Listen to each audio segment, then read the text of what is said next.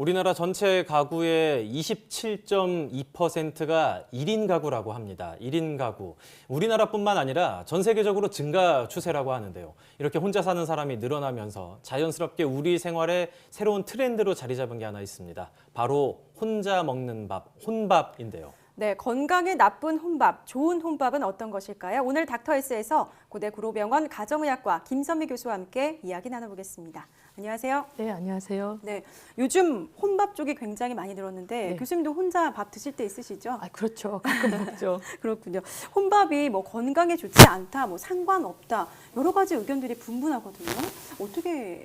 어떤 게 맞을까요? 혼자 밥 먹는 것 자체는 건강하고 뭐 상관이 없습니다. 근데 혼자 밥을 먹게 되면 이렇게 다 영양소를 골고루 차려놓기도 힘들 거고 또 규칙적으로 저희가 이제 식당 같은 데서 뭐 같이 먹게 되면 몇 시에 같이 가자 이렇게 약속을 하는데 규칙적으로 먹을 수도 없고 그러니까 이런 나쁜 습관들이 결국 건강을 해치게 되는 거죠.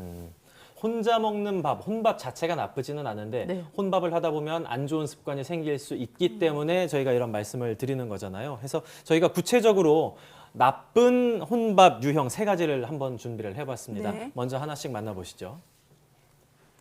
자, 첫 번째 혼밥 유형. 귀찮아 하고 한 끼를 그냥 떼어버리는 혼밥. 그렇군요. 좀 말씀을 해주시죠. 대충 먹거나 사실 뭐 이렇게 정식으로 차려서 먹지 않는다는 거죠. 예. 한국건강증진개발원에 따르면 혼자 먹는 사람의 57% 정도가 대충 먹는다고 합니다.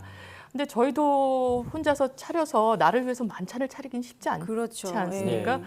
그래서 대충 먹는데 이게 그렇다 보면 우리가 꼭 필요한 영양소가 있어요. 그래서 탄수화물, 단백질, 지방 예. 그것뿐만 아니라 비타민이나 무기질도 꼭 필요한데 이런 것들을 우리가 보통 혼자 먹는 분들은 또 차리기 귀찮으니까 인스턴트나 그러니까 라면, 김밥 또 편의점 요즘 많이 발달했으니까 그런 데에서 사서 그냥 대충 먹는데 예. 그런 영양소들이 골고루 들어갈 수는 없죠. 대충 먹다 보면.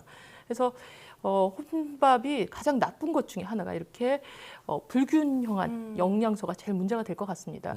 또 인스턴트 식품들은 염분이 많이 들어가 있을 거고 예. 또 칼로리는 좀 높을 것 같아요. 그리고 우리가 중요하게 생각하는 요즘 식이섬유 이런 것들은 포함을 할 수가 없죠. 왜냐하면 뭐 야채도 있긴 하지만 그 대부분은 전자레인지에 돌리는 음식들이잖아요. 그렇죠. 예. 예. 그래서 그런 것들이 이제 건강에 문제를 줄 것 같습니다. 저도 뭐 이제 그냥 혼자 밥 먹을 때는 간장에 비벼서 먹고 조금 사치 부린다면 계란 하나 얹어서 먹는 이런 건 절대 안 되겠군요.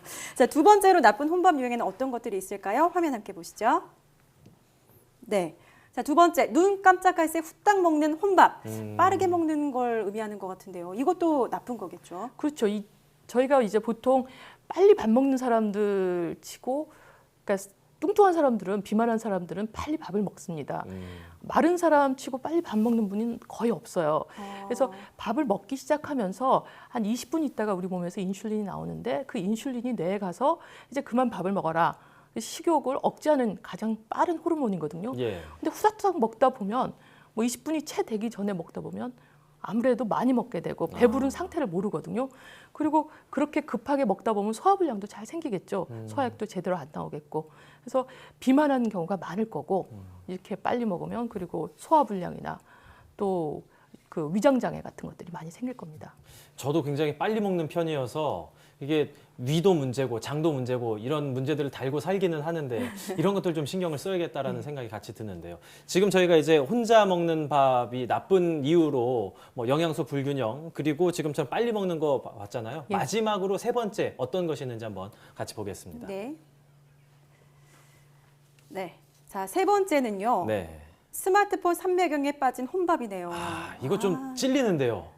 저희도 뭐 걸어가면서도 스마트폰을 그렇죠. 하니 혼자 밥 예. 먹으면 당연히 많이 하겠죠. TV를 본다든지.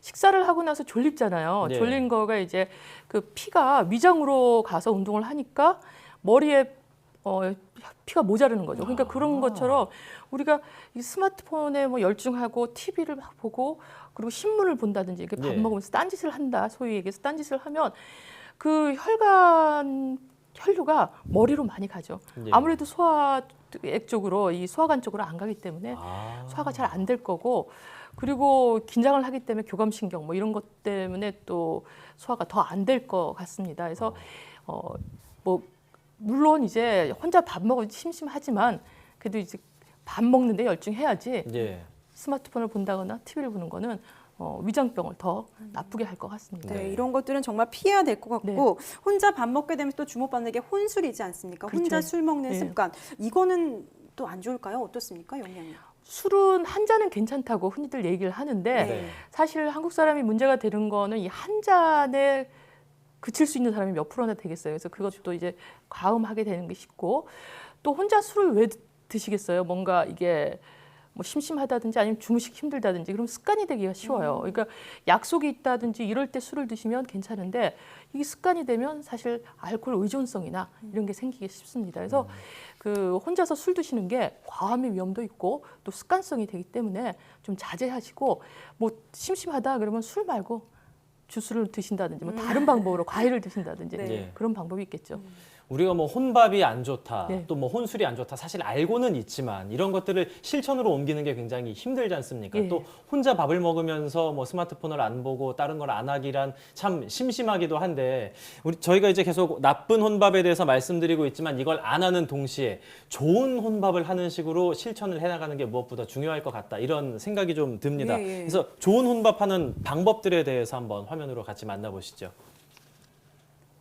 자, 첫 번째죠. 나를 위한 만찬을 준비하라. 이건 반찬을 좀 많이, 그럼 괜찮은 양질의 것들로 꾸려야 된다 이런 뜻인가요? 그것도 그렇고 뭐 대충 밥 하나에 김치 하나 넣고 먹지 말자는 거죠. 예. 요즘 어쩔 수 없이 직업을 가진 분들이 혼자 사는 분도 많고 혼자 밥 드시는 분도 많은데 하루에 한 끼 정도는 최소한 나를 위해서 대접을 좀 하는 게 좋죠. 그래서 반찬도 여러 개 놓고 그리고 그래야지 여러 가지 영양소가 예. 많이 우리가 먹을 수가 있지 않습니까? 그래서 귀찮더라도 많이 놓고 반찬 가짓수를 고기도 놓고 네. 야채도 넣고 그리고 멸치도 넣고 이러면서 많이 나를 위해서 좀 시간을 그리고 반찬을 좀 투자를 해야 되죠.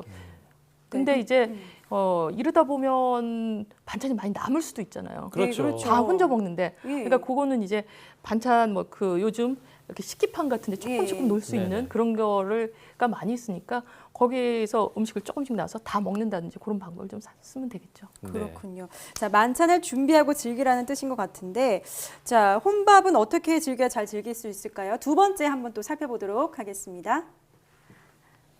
네, 두 번째 어떤 것 있을까요? 카르페디움 식사를 즐겨라? 이거는 어떤 뜻일까요?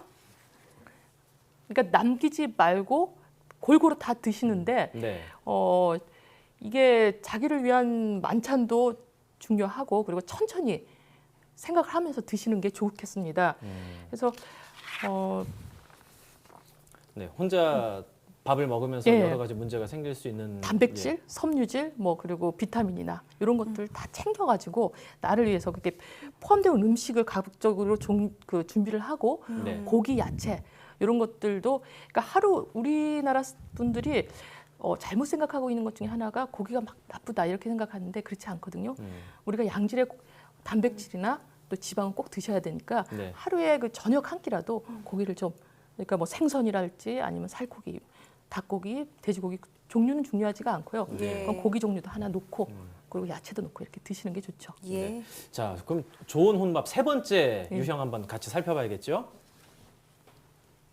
마지막 유형인데요. 매일 규칙적인 식사를 하자.